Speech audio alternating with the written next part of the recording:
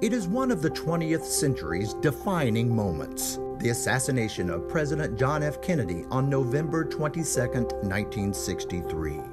58 years later, the somber occasion is marked with ceremonies.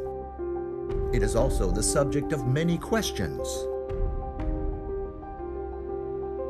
58 years after the motorcade tragedy in Dallas, many files regarding the JFK assassination have yet to be released. The Biden administration delayed the release, citing coronavirus pandemic issues. Biden says some documents will now be released on December 15th of this year. Biden also said, quote, "Out of respect for the anniversary of President Kennedy's assassination, remaining documents will undergo, quote, an intensive one-year review."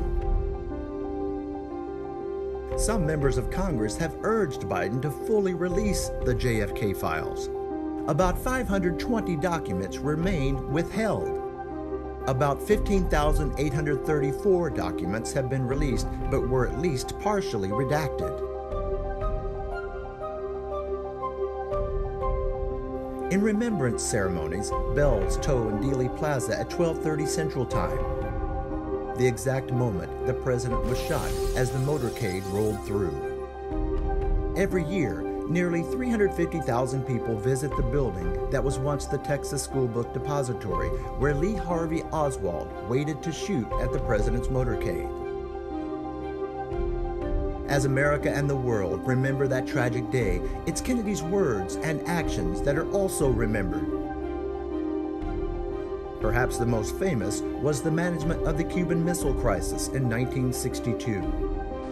This government, as promised, has maintained the closest surveillance of the Soviet military buildup on the island of Cuba.